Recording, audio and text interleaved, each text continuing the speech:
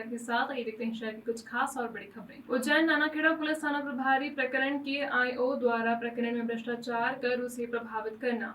थाना नानाखेड़ा में एक प्रकरण भारतीय दंड संहिता की धारा 420, 406, 34 के अंतर्गत दर्ज कराया गया था, जो कि वर्तमान में न्यायालय में विचाराधीन है, जिसकी दिन प्रतिदिन सुनवाई भी न्यायालय में चलती आ रही है। पुलिस थाना नानाखेड़ा प्रभारी एवं उक्त प्रकरण के आईओ रामलाल भगत के द्वारा मुझ प्रार्थी पर यह दबाव बनाया गया है कि उक्त प्रकरण में समझौता नहीं करे एवं भ्रष्टाचार पर उक्त प्रकरण में जो लोग फरियादी की हैसियत से प्रकरण में हैं, उन्हें भी पुलिस द्वारा गिरफ्तारी कर राशि वसूलने का दबाव बना रहे हैं एवं कह रहे हैं कि यदि तुमने हमारा मुंह मांगा पैसा नहीं दिया तो हम तुम्हें भी अन्य लोगों की तरह आरोपी बनाकर जेल बंद करवा देंगे।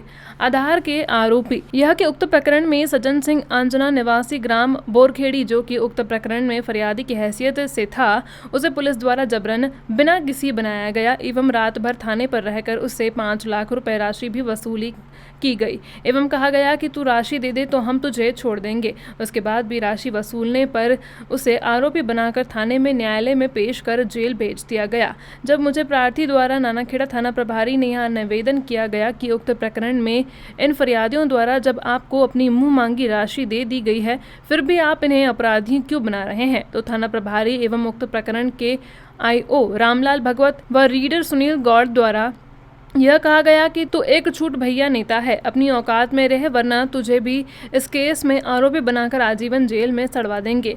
यह कि नानाखेड़ा थाना प्रभारी द्वारा मुझे भी धमकी दी गई थी।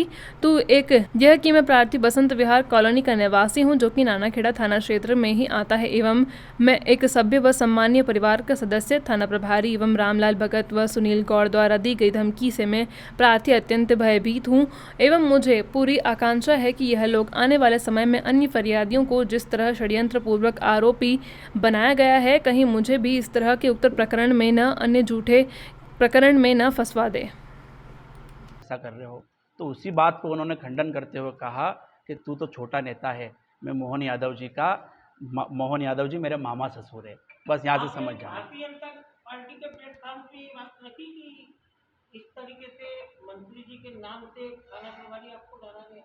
मैंने भाई साहब हमारे जिला अध्यक्ष जी है, उनसे कल संपर्क करने की कोशिश भी की थी, पर कार्यक्रम में वो व्यस्त थे।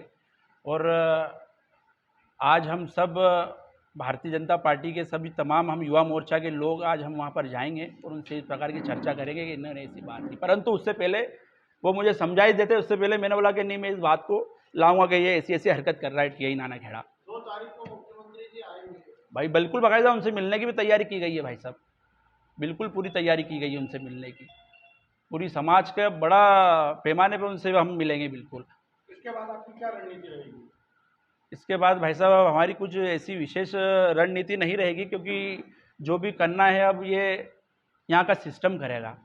अब जो भी हम तो आपके सामने हमने हमारी बात रख दी, अब जो भी करेगा सिस्टम को क्या करना चाहिए उसको, अब क्या ये टीआई साहब यथावत स्थिति में यहाँ ही बने रहेंगे या ये लाइन हाजिर होंगे या सस्पेंड होंगे, ये अब सिस्टम जाने यहाँ का।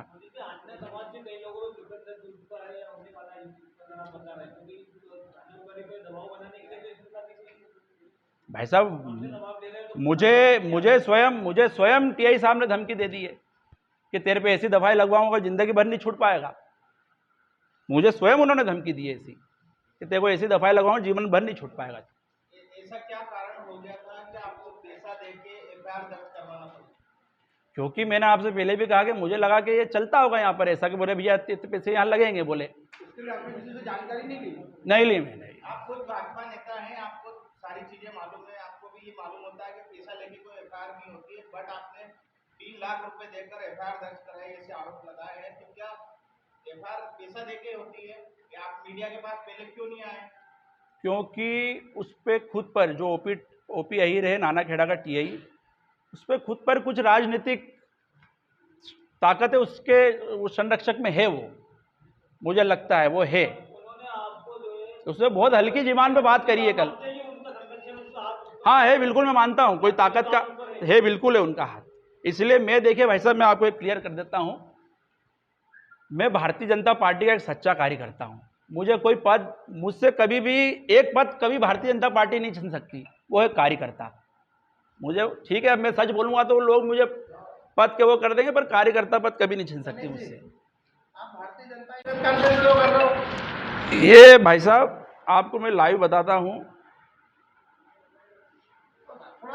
3:38 पे रामलाल भगत का फोन आता है और नंगी नंगी गालियां देता है वो मुझे। 3:38। ये फोनों में रिकॉर्डिंग नहीं होती भाई साहब, और कोई रिकॉर्डिंग भी करता है तो सामने वालों को अब सुनाई देता है कि योर कॉल इज रिकॉर्डेड, तो वो रिकॉर्डिंग नहीं। ये 2 स्टार है जो आईओ जांच कर रहा था। मामले में आप बहादुर सिंह बोरमुल्ला से मिले जो अपने नहीं मिला, जिलाध्यक्ष में नहीं मिला उनसे। सामाजिक स्तर पे आपने चर्चा करी कि नहीं कि ये दमन हो रहा है, आजना समाज का दमन जो हो रहा है? आज भाई साहब ये पहल है, अब से यही होगा, अब से यही सिप और सामाजिक स्तर की मीटिंगें होगी, और जैसा भी ये चल रहा है, इसीलिए गृह मंत्री साहब से समय लिया है, 3 दिन का बाद का उन्होंने समय भी दे दिया है।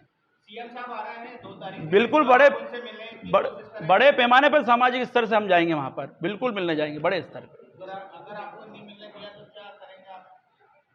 नहीं, बिल्कुल मिलना है, बात हो गई है, मिलने देंगे। मोहन यादव जी से संपर्क में आपने संपर्क किया? नहीं भाई साहब, मैंने कोई उनसे संपर्क नहीं।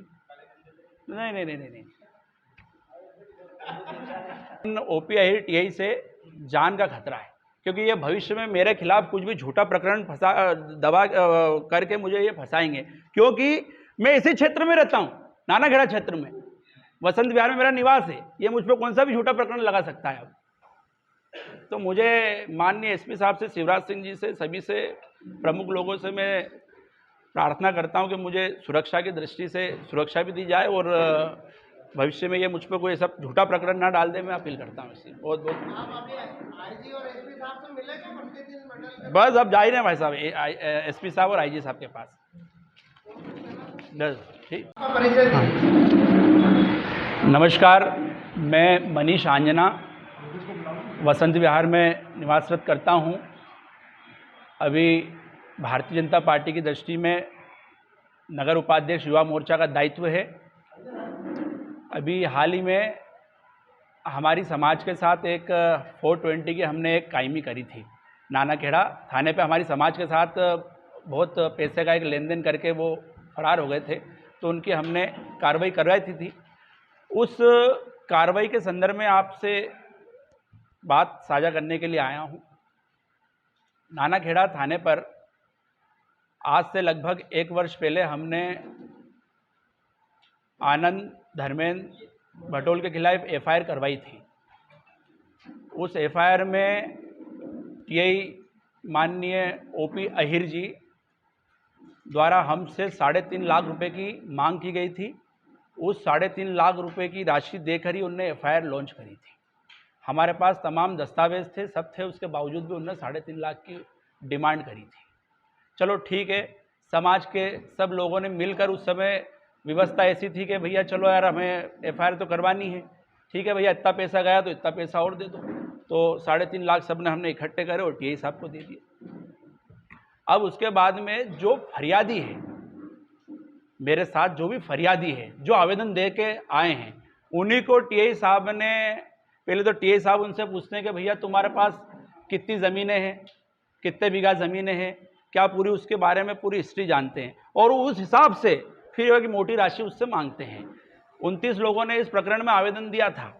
हर आवेदनों से एक ब्लैक डाक की बाटल और 2500 रुपये रामलाल भगत जो हैं इस केस के जांचकर्ता वो लेते थे, परमानेंट लेते थे। वो तो अलग राशि थी, वो तो देना ही थी, वो तो देते थे वो, और सब लोगों ने दी। उसके बावजूद भी एक अभी हाल ही की घटना है, एक सजन आंजना है, ग्राम बोरखेड़ी में रहते हैं। उनकी एरवास में ज़मीन है, वो अपने ज़मीन में गेहूं की फसल काटने आए थे और उनको चिंतामन गणेश मंदिर से गिरफ्तार कर लिया गया। कोई सबूत नहीं, कुछ नहीं, और गिरफ्तार करके आरोपी बनाया, जबकि वो फरियादी था बेचारा बंदा। वो अपनी गेहूं की फसल काटने आया था, 1.5 लाख रुपए की नकदी रखी थी मजदूरों को देने के लिए, हाईवेस्टर वालों को मजदूरों को देने के लिए। वो नकदी भी रामलाल भगत जी ने उसको छिना ली और उसके बाद में यहाँ पर रात भर उसको रखा और 5 लाख रुपए की डिमांड करी। 5 लाख भी उसने दे दिया, बोले सुबह तक छोड़ देंगे, तो उसने 5 लाख रुपए भी दे दिए और सुबह तक आरोपी बनाकर उसको जेल पहुंचा दिया, जबकि कोई प्रमाण नहीं है। वो खुद फरियादी था। आज से 1 साल पहले उसने सबसे प्रथम आवेदन दिया था। जी बताएं। जी, नानाखेड़ा थाना प्रभारी ओपी अहिर, जो कि एक बहुत ही भ्रष्ट टीआई हैं, हमारी आंजना समाज से उन्होंने लाखों रुपए हथियाए हैं और फरियादी को ही आरोपी बना दिया गया है।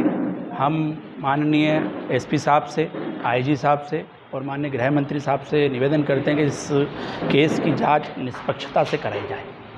आपके द्वारा बताया गया थाने पे पैसे भी दिए गए, कितने पैसे दिए गए हैं? एफआईआर जो हमने कराई थी आज से एक साल भर पहले, उसमें उन्होंने 3.5 लाख रुपए लिए गए हमसे।